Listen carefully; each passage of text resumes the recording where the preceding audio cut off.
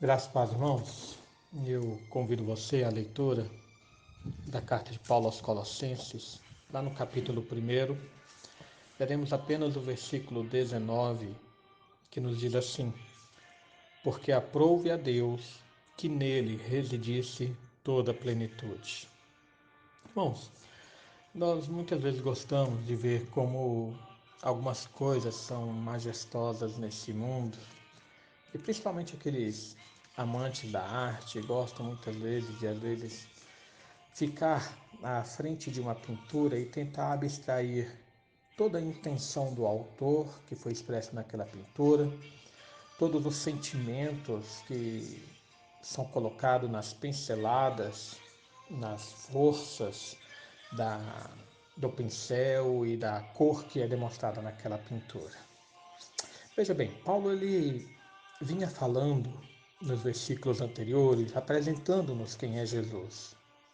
Ele vinha nos narrando que Jesus é a fonte de todas as coisas, a fonte da criação, das coisas visíveis e invisíveis. Jesus é a fonte, a origem dos anjos e de todos os seres espirituais.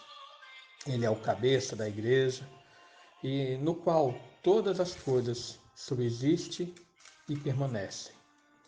Nesse pequeno versículo aqui, então, Paulo ele continua mostrando que Jesus é a vontade plena, revelada do Pai, em quem se concentra todos os atributos divinos. Na nossa teologia reformada, nós temos uma doutrina que trata da providência divina e dos seus decretos, no qual nós reconhecemos, através de várias passagens bíblicas, que todas as coisas estão debaixo do controle divino. Mas aqui especificamente, Paulo deixa claro que todo o poder demonstrado por Jesus enquanto ele viveu entre nós também fazia parte dessa vontade do Pai. Por quê? Porque, irmão, desde o princípio, nós vemos que era da vontade de Deus o andar com o homem. Lá no princípio, na narrativa de Gênesis, nós sabemos que Deus ele se encontrava com Adão no fim da tarde e começava a conversar com Adão. Adão, portanto, ele tinha o privilégio de ver toda a glória de Deus, de visualizar sua majestade, o seu poder, tudo ali que era demonstrado. Mas com a queda, o homem ele perdeu esse privilégio e não podia mais ver a Deus. A forma, portanto, de Deus restaurar essa comunhão e essa companhia e essa companhia foi através do seu filho Jesus. Veja bem, até então, algumas pessoas no Antigo Testamento, como Moisés, Abraão, os profetas e outras pessoas, eles puderam ver alguns dos sinais do poder e da manifestação divinas.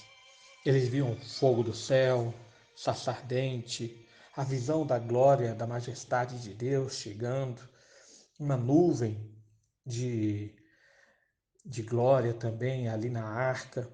Várias vezes nós temos o registro de pessoas que ficaram fascinadas com a manifestação do poder e com a manifestação de Deus. Mas eram apenas fagulhas da glória de Deus. Eram apenas sinais do poder e da majestade divinos. Então, a Bíblia nos revela que Deus enviou seu Filho, Jesus, para manifestar toda a plenitude da divindade. Isso é algo que Paulo ele vai falar novamente no capítulo 2, no versículo 9, no qual nos diz assim: Porquanto nele habita corporalmente toda a plenitude da divindade. Foi isso, irmãos, que Jesus ele quis dizer em João capítulo 8, versículo 58, ao dizer: Eu sou. Jesus se identifica com o Pai da mesma forma que o Pai havia falado a Moisés.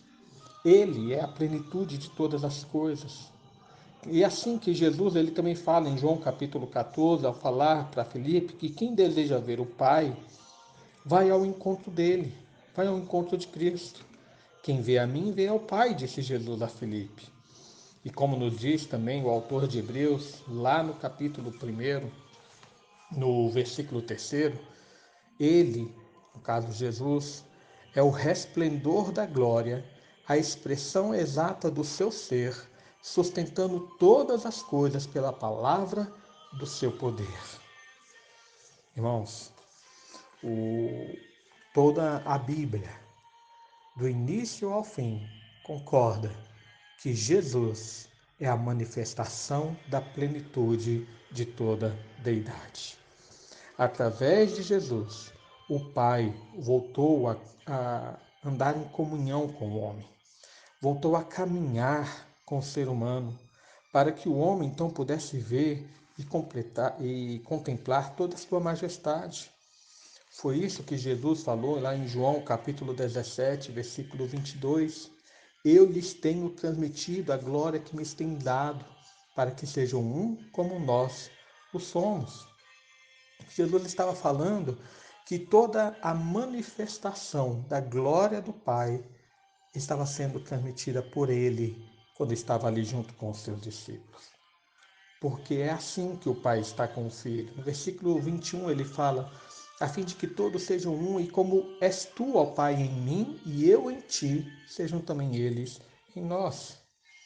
Assim como o Pai estava no Filho e o Filho estava no Pai, todos eles, o Pai e o Filho, habitam agora em nós por meio do seu Espírito Santo. Mas talvez se pergunte, mas para que isso? Para que toda essa manifestação? Paulo ele vai falar isso no versículo 20, que será alvo da nossa meditação de amanhã. Mas o motivo é para que houvesse essa plena reconciliação dos pecadores com o Pai. Enfim, irmãos, há pessoas que param na frente de uma pintura e tentam abstrair dela todo o conceito do autor, todo o sentimento que o autor daquela pintura procurou demonstrar naquele quadro ou naquela escultura. O Pai fez isso através de Jesus. O seu Filho é a expressão exata do seu ser. Todo o poder, toda a majestade, toda a glória, todos os atributos do Pai residiam na pessoa de Jesus. Quem busca ver a Deus tem que ir ao encontro do Filho, porque aprove que nele residisse toda a sua plenitude. Que Deus nos abençoe e derrame sobre nós mais e mais da sua graça. Oremos.